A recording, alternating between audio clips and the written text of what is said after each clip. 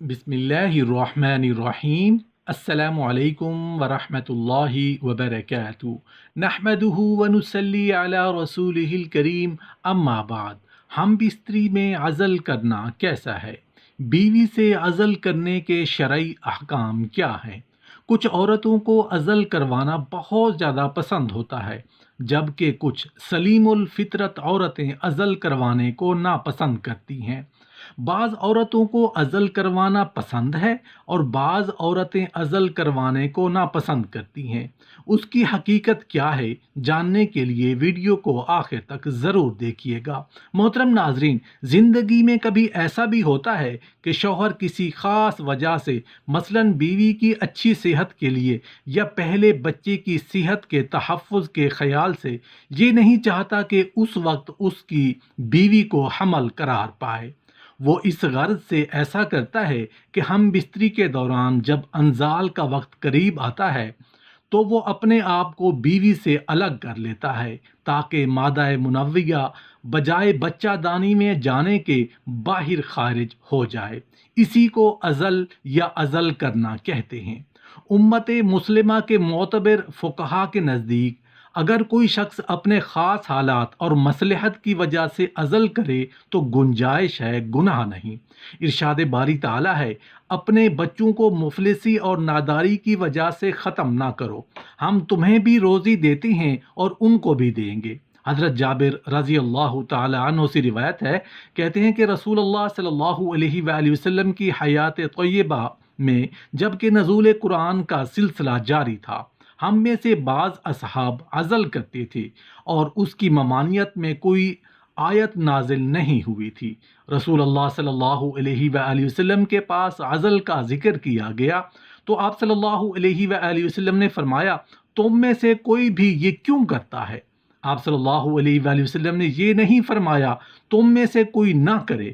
کوئی جان ایسی نہیں جو پیدا ہونے والی ہے مگر اس کا خالق اللہ وہی پیدا کر ہی دے گا۔ ایک روایت میں ہے کہ رسول اللہ صلی اللہ علیہ وآلہ وسلم نے ارشاد فرمایا کہ تم عزل کرتے رہو گے، تم یہ کرتے رہو گے، تم وہ کرتے رہو گے، البتہ کوئی ایسی جان نہیں جس نے قیامت تک پیدا ہونا ہے مگر وہ پیدا ہو کر رہے گی۔ حضرت ابو سعید خدری رضی اللہ تعالی عنہ سے روایت ہے کہ رسول اللہ صلی اللہ علیہ وآلہ وسلم سے عزل کے بارے میں دریافت کیا گیا تو رسول اللہ صلی اللہ علیہ وآلہ وسلم نے فرمایا کہ ایسا نہیں ہے کہ پورے مادہ منویہ ہی سے بچہ ہو، یعنی غیر ارادی طور پر خارج ہونے والے ایک قطرے سے بھی اللہ کا حکم ہو تو حمل قرار پا سکتا ہے، اور جب کسی چیز کی تخلیق کے لیے اللہ تعالیٰ کا ارادہ ہو جائے تو پھر کوئی چیز اس کو روک نہیں سکتی۔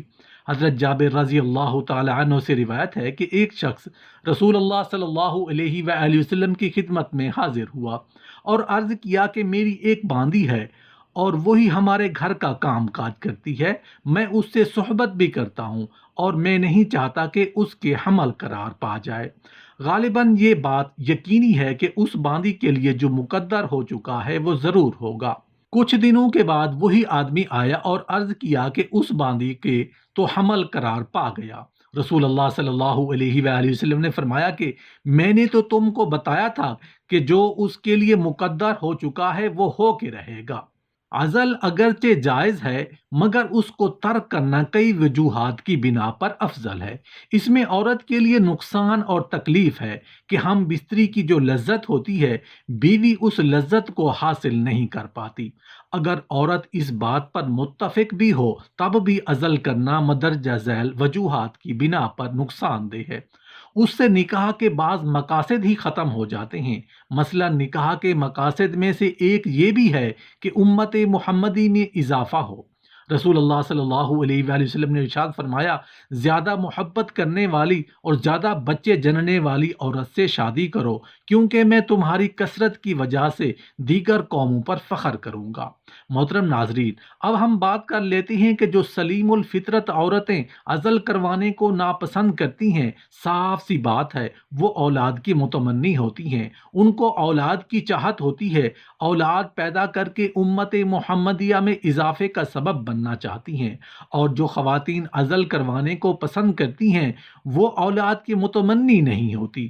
یہ بات سمجھنے اور غور کرنے والی ہے کہ جب میاں بیوی عزل کریں گے، یعنی منی اور انزال بجائے بچہ دانی میں جانے کے باہر ہوگا، تو صاف سی بات ہے حمل قرار نہیں پا سکے گا، عورت حاملہ نہیں ہو پائے گی۔ بعض عورتیں کہتی ہیں مجھے پریگننٹ نہیں ہونا، مجھے حاملہ نہیں ہونا، بچے پیدا نہیں کرنے۔ یہ کیا مصیبت ہے؟ اللہ کی بندی، اس کا اجر و ثواب کا اندازہ تو لگاؤ۔ پریگننٹ عورت روزہ نہیں رکھتی لیکن وہ روزے دار شمار ہوتی ہے، نماز شب نہیں پڑھتی لیکن اس کے اعمال نامے میں وہ نماز شب پڑھ رہی ہے۔ کتنی اچھی اور سعادت والی بات ہے۔ کچھ نہیں کر رہی، بچہ ہے اس کے پیٹ میں، لیکن فرشتے لکھ رہے ہیں، ان کی آرڈر ملا ہے کہ لکھو اس نے روزہ رکھا ہے، لکھو کہ اس عورت نے نماز شب پڑھ لی ہے۔ نہ صرف وہ صائم یعنی روزے دار ہے، بلکہ وہ قائم یعنی رات کو قیام کرنے والی ہے۔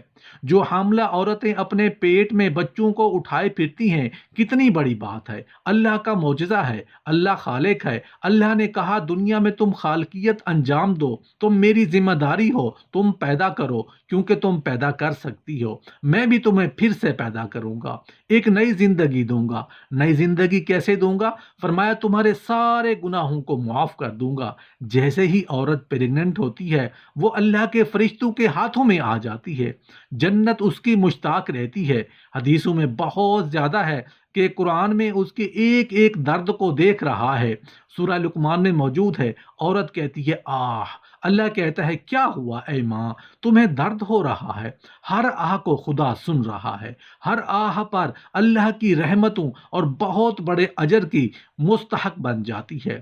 اتنا اس کو ثواب مل رہا ہے۔ یہ میرے نبی کہہ رہے ہیں، جو صادق ہیں، جو سچے ہیں، جو امین ہیں، جن کا وعدہ پکا وعدہ ہے۔ یہ میرے نبی کے الفاظ ہیں، ہمیں یقین کرنا ہے اس کے اوپر۔ اور پھر جب بچہ وہ جنم دیتی ہے، بچہ پیدا ہو جاتا ہے، تو اس کے لیے ایسا اجر ہے کہ اللہ کے سوا کوئی نہیں جانتا کہ اس کو کیا مقام اجر مل رہا ہے۔ جس ماں کے قدموں تلے جنت ہو، یقیناً وہ ماں خود جنتی ہے، وہ ماں خود فرشتوں کے پروں پر اور بہت ہی معزز اور محترم ہے۔ اور پھر کہا اب جب وہ دودھ پلاتی ہے تو ہر گھونٹ کے بدلے میں گویا اس نے فرزندان حضرت اسماعیل علیہ السلام میں سے ایک فرزند اور غلام کو اللہ کے راستے میں آزاد کر دیا ہو، کیونکہ دنیا میں سب سے زیادہ پاک ترین نسل اور انسان کی جو حسب نسب ہے وہ ابراہیم اور اسماعیل علیہ السلام کا ہے۔ تو محترم ناظرین، عزل کے بارے میں کم از کم جو کہا جا سکتا ہے یہی ہے کہ یہ مکروہ اور ناپسندیدہ عمل ہے۔ مکروہ کے بارے میں علماء کے اقوال میں یہ ہے کہ اس میں ایک پہلو جائز ہونے کا بھی ہوتا ہے، یعنی بعض اوقات کام جائز ہوتے ہوئے بھی مکروہ یعنی ناپسندیدہ ہوتا ہے۔